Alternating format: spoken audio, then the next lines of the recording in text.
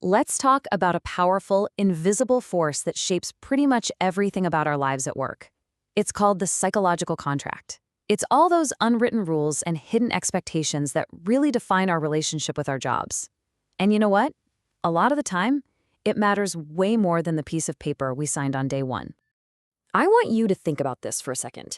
Have you ever had that feeling at work? That sinking feeling of disappointment, like the company didn't come through on something you thought was a sure thing.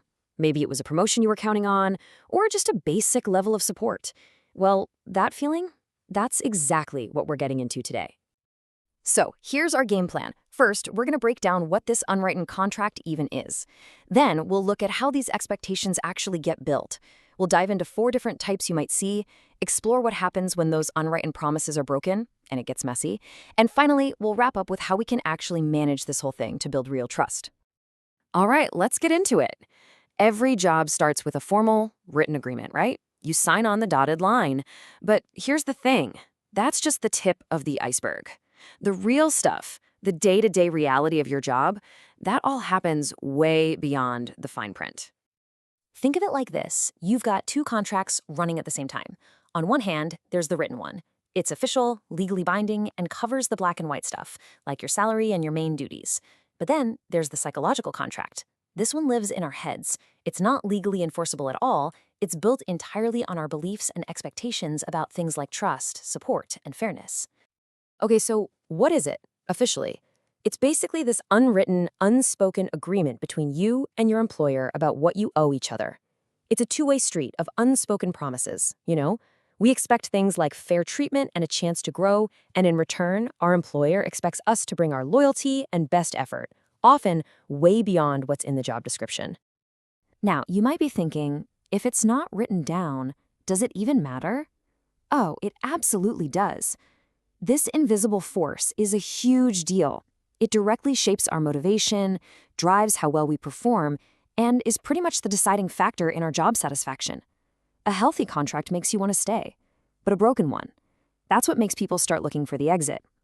So the big question is, if this thing isn't written down anywhere, where in the world does it come from? Well, it doesn't just appear out of thin air.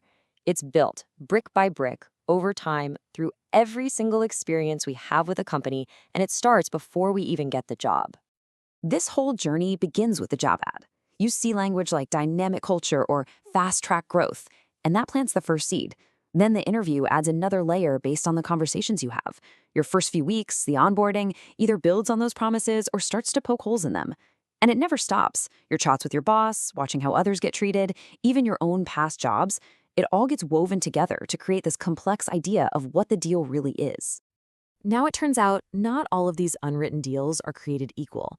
In fact, researchers have kind of sorted them into 4 main buckets, each one representing a totally different kind of arrangement.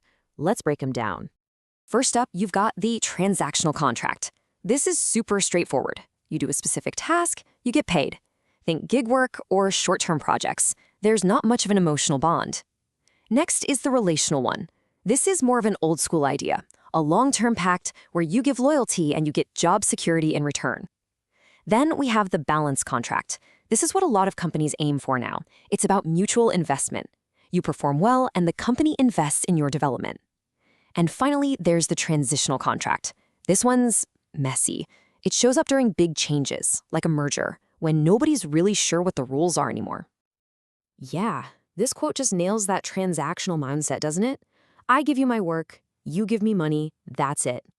There's no deep-seated loyalty here. It's a pure and simple economic exchange. Job's done, payments made, end of story. Now, that balanced contract we mentioned, that's really the sweet spot for a lot of modern workplaces. It's based on this idea that, okay, maybe a job for life isn't really a thing anymore. But what if, instead, the company promises to keep you employable? The deal is, we'll give you cool projects and learning opportunities to keep your skills sharp, and in return, you bring your A game. It's a true partnership. But what happens when that partnership feels one-sided? What happens when an employee feels like the deal has been broken? Well, that's when we get into something incredibly damaging called a contract breach. And believe me, the cost is high. And here is the absolute key point to understand. It's all about perception. A breach happens when an employee believes a promise has been broken. It doesn't matter if that promise was ever said out loud or written down. If you felt it was part of the deal and it didn't happen, the damage is done. And the ripple effect is massive. When that trust shatters, everything else starts to crumble. Job satisfaction plummets, commitment to the company gone. Suddenly, performance dips, and maybe people even start doing things to actively work against the company.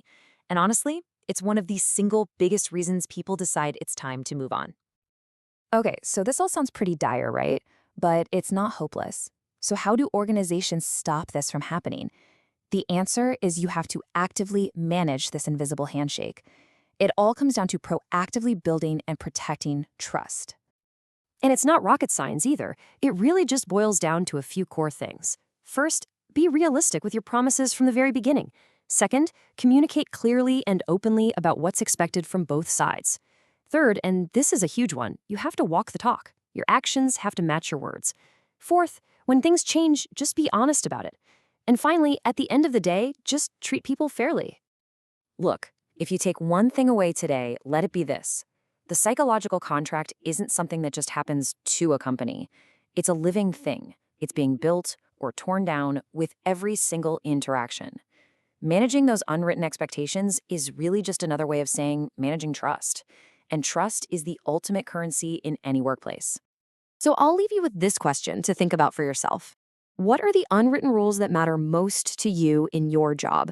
Is it the promise of support from your manager, the opportunity to grow, or just being treated with respect? And more importantly, are those promises being kept?